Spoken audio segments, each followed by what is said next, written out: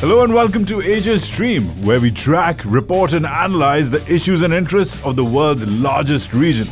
I am Wajahat Khan. Today's episode, the supply chain nightmare before Christmas, where we'll be discussing how phones, cars and other popular holiday purchases, many of which come from Asia, are having trouble getting to your doorstep. In the age of same-day delivery, how did COVID-19 throw such a big wrench in the global supply chain? You're listening to the Sound of Asia, streaming in your ear. From Nikkei Asia, this is Asia Stream. It's the holiday season, and here in Midtown Manhattan, where wreaths and trees mingle with the mighty skyscrapers, you can't walk 2 feet without hitting a holiday shopper. But there's an extra element of chaos this year because people are having trouble getting the gifts they want. As it turns out, some of these highly sought items have their roots in complex global supply chains, many of which run through Asia. Joining me in the studio is our business and markets reporter, Jack Stone Truitt, and Asia Stream correspondent, Monica Hunter-Hart. Jack and Monica, thanks for being here, guys. Hello, Waj. Thank you for having me. Happy to be here, Waj. Now, Jack, let's start with you from the very top. Can you please supply me with some supply chain wisdom? Well, I can certainly try. So, the economist Milton Friedman No, Jack, you're not going to start the show with Milton Friedman. Just bear with me here. Just bear with me, okay? He loved to use the pencil as an example of the miracle of the free market, right? Right. So, for one pencil, you have, say, rubber for the eraser sourced from one part of the world, like Brazil, the graphite lead from Indonesia, wood from the United States, and it's all assembled in China. Right. Basically, it's the result of combining resources and labor from around the world to create Milton's magical pencil. Apply that same idea to any other product, be it cream cheese or a car, and just as importantly, figure out the transport logistics, and that's the global supply chain. Man, Brazil, Indonesia, the US, and China. That is a worldly pencil. Yeah, why am I jealous of this pencil's travel history and airline miles? Anyways, so why has the supply chain been so disrupted by COVID-19? Well, when a factory shuts down or has a COVID outbreak, that disruption, of course, echoes along the supply chain. But it didn't help that many of the world's manufacturing hubs were also places that imposed the earliest and most severe COVID restrictions, like China, South Korea, and Taiwan. Right, and it's important to note that those are all places with huge semiconductor chip industries. And in 2021, seemingly everything has a computer chip in it. Now, I understand the disruption of our beloved planet Earth shutting down. We were there when it was happening, but these lockdowns now, Jack, especially in Asia, are almost 2 years old. So what else is going on here and why now? So just as crucial as making all this stuff is getting it to where it needs to be. And there's been a shortage of shipping containers because many of them were used to supply medical gear like masks to different parts of the world at the start of the pandemic. But they didn't come back like they normally would on a regular trade route. Right. So then the cost of shipping things skyrocketed. And when things were able to arrive at a port, they often faced delays because there was a shortage of workers available to unload the cargo and truck drivers to bring it to the next destination. Many shipping companies reduced their schedules, expecting a drop in demand as everything shut down. Right, and something tells me that didn't quite happen. Correct. It was actually the opposite. So quarantine did decimate service and entertainment industries, things like restaurants or movie theaters, but there was a huge surge in demand for things. People needed a new monitor for their remote work setup or a dough mixer for their new baking hobby, especially in the US, which is the world's largest consumer market. Right. And now with the holiday season, we have another surge in demand on a system that's recovered somewhat, but is still strained. Right. So what does this mean for moi? Because I would, if I want to, let's say, get out of this recording and go down to Fifth Ave and pick up some last-minute holiday gifts for friends or family or co-workers. Oh, co-workers. We're looking forward to it. Well, Waj, please tell me that neither you nor your loved ones are gamers. What, were you judging my lifestyle choices now, Monica? No. It's just that it's tough to buy gaming consoles right now, especially the super popular PlayStation 5 and the Xbox Series X. Many people are desperately waiting for stores to announce restocks and then dashing over as soon as it happens. You'll need some luck to game on a PS5 this holiday season. Right, so what else am I going to be starved of this holiday season? It might be tricky to get the latest iPhone and a lot of other electronics. Also some cars, toys, and even sneakers. Right. Now, Jack, you recently wrote a piece about financial outlooks for the next year, and this week the CEO of Intel has just announced that the chip shortage will run well into 2023. So, how does the supply chain factor into Wall Street's analysis? Well, it's still a little foggy, but analysts think that Asia's supply chains will get back on their feet sometime in the first half of the year.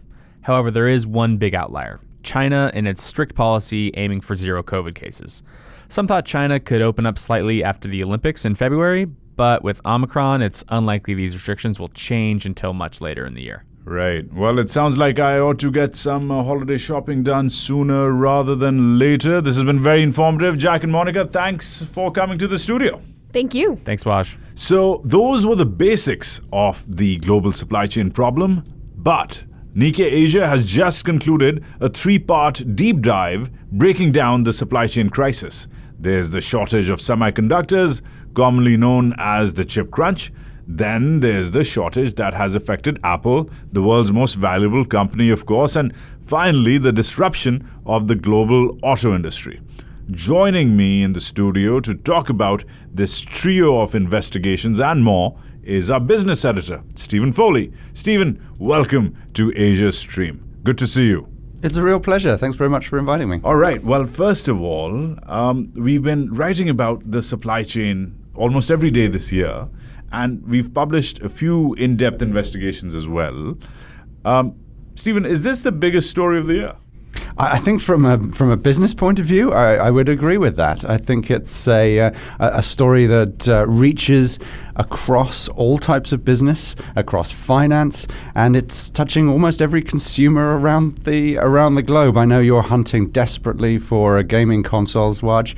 That is how I plan on spending the winters, yes. Everyone has their story. We've been renovating our apartment, and my goodness, no one could tell us when our dishwasher was going to arrive. It's been driving me crazy. Where is my dishwasher? So everyone has these stories, and I think it's been touching all of our lives this year. I think it's going to carry on touching all of our lives next year, and the business implications are going to reverberate for years. So, to focus on one particular story, a cover story last week, Apple's Nightmare Before Christmas. Firstly, fantastic title, but secondly, I'm used to looking at the Apple iPhone and getting some sort of geeky breakdown of which part is made where and what does each part do. That's those ripper parts, those breakdowns do usually well on YouTube. But you've really taken that concept and made it an investigative story. Well, we have a fantastic duo of reporters in our Taipei bureau who know their way around the inside of the iPhone for sure, and it is the iconic consumer gadget, right? So there is no better way to tell the supply chain story than to dig into this device. There's 2,000 plus components inside the thing, and what's surprising, as you'll know from reading the story, is that it's not necessarily the most advanced parts of this device that's been causing this nightmare for Apple and for others. Right? It's chips that used to cost only a couple of cents, and these are the ones that are in the tightest supply at the moment. So break that down for us, right? I mean, here's the iPhone. It costs $1,200. It's been on everybody's wish list for years. It's been marketed for years as one of the world's premier tech products, and it's the biggest revenue driver for the world's most valuable company. But Apple, mighty Apple's entire showcase operation is grinding to a halt because of a few parts which cost a few cents. These are the peripheral chips. And this is that you were talking in the introduction about the explosion in demand. These are chips that are in everything, right? These are chips that appear in cars, that appear in dishwashers, frankly. So these are the ones where, as we increasingly connect our devices to the internet, as we make more and more complex cars, increasingly electric vehicles, as 5G goes into devices, there's more and more and more of these peripheral chips are required. So the the fact that we have this supply crunch at the same time as we have the demand explosion, that's why these peripherals are the ones that are in most shortage right now. It's also not, frankly, the focus of investment in the industry, right? The industry is always rolling forward and looking to put on more cutting edge capacity, whereas the legacy chips, the peripherals like these, are the ones that have been underinvested in, and that's something that we'll come on to this a bit later, but that's something that's being corrected right now. Right. Let's do a little bit of time traveling. So let's say it's summer 2019, and COVID hasn't struck yet. Run us through, and Donald Trump, by the way, is still in power. How does the U.S.-China divide perpetuate this crisis? It's the tech piece of the trade war, right? It's the U.S.'s increasingly vocal description of China as a national security concern and Chinese technology as being a national security concern. And what began to happen was the U.S. began to put increasing pressure on Chinese technology and to try and squeeze it out of the global supply chain. I think that probably the biggest single example and the most impactful example of that was Huawei, the attempt to squeeze Huawei out of 5G networks, and as the US blacklisted that company, you very quickly start to see companies in China and companies that dealt with China very much starting to stockpile chips and components for fear that the US is going to stop you getting hold of this stuff. And as that pressure kept on ratcheting up in the last years of the Donald Trump administration, and frankly has continued under the Biden administration, there is this concern that the decoupling of the supply chain means that you have to be a little more concerned about access to supplies, and that has increased the stockpiles. There's a great chart in our Apple story actually showing that these blacklisted companies have been increasing their inventory, and so that's another aspect of the demand increase, frankly. Another term which has come up in our modern day usage in the modern business dictionary is supply chain resiliency. The idea is that with the shortage, chip makers are now massively expanding their investments. And these are not just investments, these are mega investments. And from your story, Stephen, the numbers are quite staggering. Almost $500 billion if you add up what the big players are doing, the TSMCs and the Intels and the Samsungs. These are $150 billion in investments per company. This is not small potatoes. Yet, you also mention that there is not enough clarity in this surge to produce more, in this surge to invest more. Even China, by the way, is going all in. So this is not just companies, this is also governments. You also point out that nobody really knows what real demand will be in some time from now. How does that work? Why are people investing $500 billion with no, I guess, clear goal in sight? Well, two aspects to that, right? The demand piece, you're absolutely right. This has been one of the extraordinary revelations of our reporting, actually, is just how expansive the unusual ordering patterns are right now. We have reporters that have covered this for years, and they've never seen anything like this. Because of this concern about being able to get hold of chips, manufacturers are putting in unusually high orders. They're putting in orders across multiple suppliers. So we don't really know whether those orders reflect what those companies expect demand to be.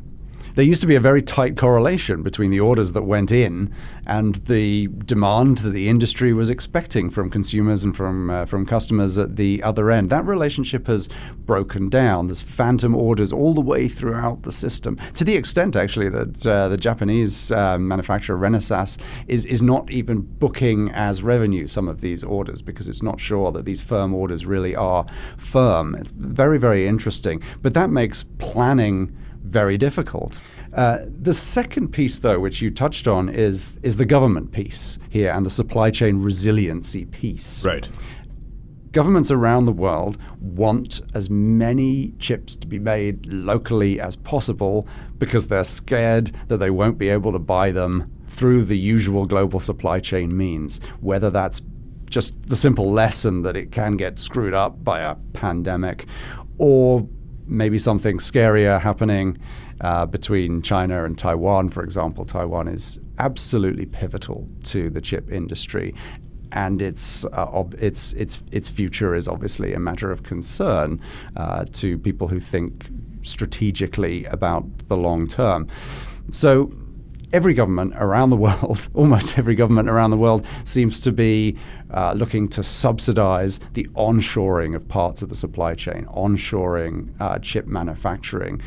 So there is this supply chain resiliency question, and that's slightly separate from demand, right? Right. Supply chain resiliency implies having factories locally. It implies having a little bit more give in the system than we used to have in the just-in-time days of the supply chain working smoothly and being able to get whatever you want, wherever you want it at the last minute. Right. And then there's the geopolitical aspect to this as well, right? I mean, supply chain resiliency is now a key part of international security agreements. It's inducted in the language. We're also seeing these spy novel moments like China recruiting retired Taiwanese engineers to bolster the semiconductor industry in the mainland.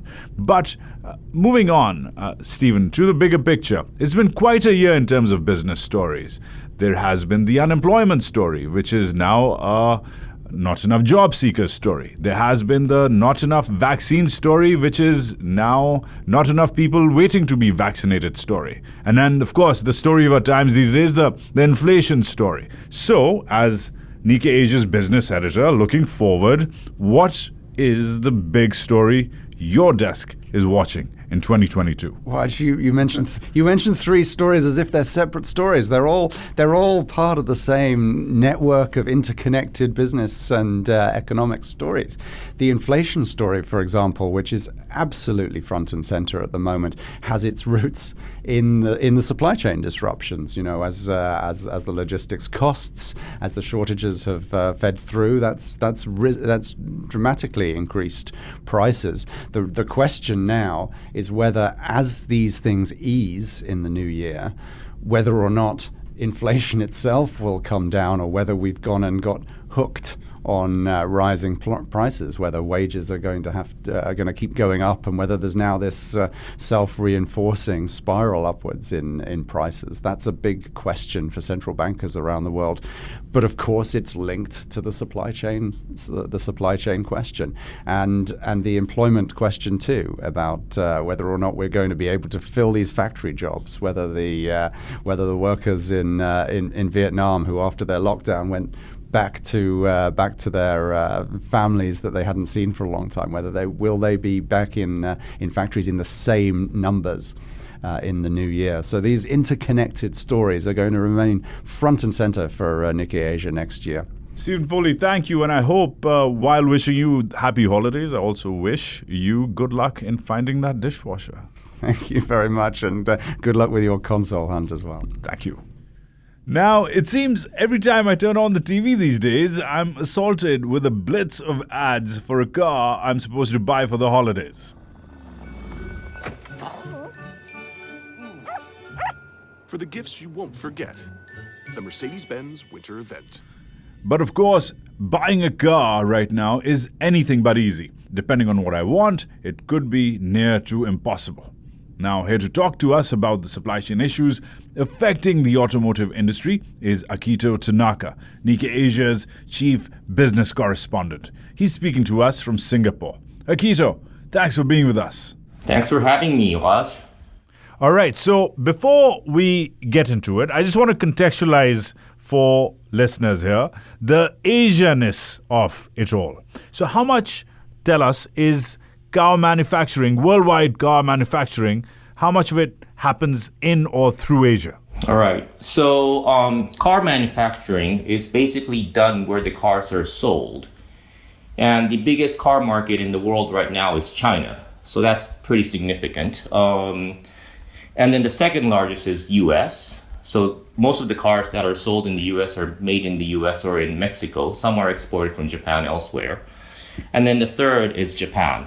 And China in 2019, I think they produced about 25 million. And the world car market, it went down quite dramatically this year because of COVID, but it's about 90 million mark. So quite a lot happens in Asia and quite a lot are sold in Asia as well. Right. The question then is, from a consumer standpoint, let me explain how things happen from this end. So here in New York, let's say if I want to walk over to the local Toyota dealership and I put down a big sweaty wad of cash for my new favorite Toyota truck, which is all true, by the way, which is the Tacoma, I won't be able to get one because it's not available. And not in the color I need, not in the specs I need, even if I give them the cash sticker price. How's it over on your end, in your neck of the woods? So it's pretty much same all over the world. I would tell you an example of Japan. Of course, most of the cars are made in Japan, so they should usually have a good supply chain over there. However, at the end of October, for example, if you wanted to buy a Honda Vezel, so that's their most sold small size SUV in Japan, you have to wait for 1 year. Toyota's brand new Harrier, that's sort of premium end of SUV. You have to wait for 5 months to get a new car, and usually you can get a new car for about 1 or 2 months. So that's a pretty long delay here. So yeah, consumer have to wait a lot. And then one of the dealers in Japan told us that they've never seen such delay in past 50 years. So this is pretty significant. Wow. Yeah, that is pretty significant considering Japan only started mass exporting their cars around 50 years ago or so. But anyways, so everybody's been talking about how a lack of these semiconductor chips has been bottlenecking the entire supply chain, including cars, of course. Why, Akito, is this happening now? During the pandemic, as we all know, everybody started buying computers and smartphones and tablets because everybody had to work remotely or study remotely. And then the demand of these IT gadgets and computers and whatnot exploded, basically. So the chip makers, they allocated all their production capacity into these gadgets. And most recently, or quite recently, Malaysia and Vietnam, they had a sort of second or third wave of COVID. And Malaysia is where all the chips are tested and assembled. So those factories were affected by the lockdown. So, there was a chain reaction of supply chain glitches in the region. And that worsened the production schedule of the car manufacturers. So it's clearly more complicated than running out of parts. Got it. But if I were to really boil it down, Akito, these are companies which are decades old. These are not startups. This is not you and me working out of a garage. This is Toyota. Did they not see this coming? So we would have to, conclude is a bit early, but what we're seeing right now, apparently they didn't see this coming, because if they saw this coming, the production delay wouldn't be this bad. I think one of the differentiator, if you compare from other industry for the car company, is that they use a production system called just-in-time production system. And that's like one of the most advanced production system that you can find in a manufacturing world. I know that the just-in-time system basically is premised on very little overheads, no stockpiling, make it according to whatever order, whatever demand is coming in. And that's something which is efficient, and that's something which adds to their bottom line. But how are they manufacturing now? Are they just sitting there as a guy with a mainframe or a windshield or a door, just waiting there for the guy with the tire or the main CPU of the car to arrive? Is that how it's happening on the ground? What are these factories looking like? I think in a sense that's pretty true. Although places or the parts where supply chain has no issue, they still do the just-in-time. So as long as the chip is not arriving, I'm sure they're not going to order windshield or tires and whatnot. However, because of this pandemic, automakers are learning, and they're sort of readjusting or adjusting little by little their just-in-time system, and they are sort of stockpiling, have started to stockpile the inventory of chips that they hold within their supply chain. Right. Now, you've written about how many countries are right now coming out with grand plans, to build their own semiconductor fabrication plants, usually nicknamed fabs, which, by the way, sounds like something I would say at brunch with my friends on Sundays in the Lower East Side. But anyways, Akito, what's happening with these fabs? In order to sort of add resilience, suddenly governments around the world, including US, Japan, Korea, and Europe, countries in Europe, they are investing a lot in building fabs in their own territory, basically. And this is partly due to because with the COVID, they noticed a too much dependency in Taiwan. And of course, Taiwan is a very geopolitically sensitive place. So when world was connected and everybody was freely trading, we wouldn't have to build double or triple fab in order to just in case, right? We didn't have to do it for just in case. But now everybody's thinking about just in case, and that's what actually happened during the pandemic. From just in time to just in case. That's fab. This has been very illuminating, Akito. Thank you. Thank you. Akito Tanaka from Singapore, Nikkei's chief business correspondent, talking to us about the supply chain crisis in the global auto manufacturing industry. That's it for Asia Stream today. We hope your holiday shopping is not too disrupted this year. As always, head to Nikkei Asia at asia.nikkei.com for more in-depth coverage on the supply chain and more. Thanks to Stephen Foley and Akito Tanaka for joining our show today. This episode was produced by Monica Hunter-Hart and Jack Stone Truitt. Our theme music is What's the Angle by Shane Ivers. I'm your host, Wajahat Khan. If you enjoyed this podcast, please share, subscribe, and leave us a 5-star review on Apple Podcasts. Thanks for listening, and talk to you soon.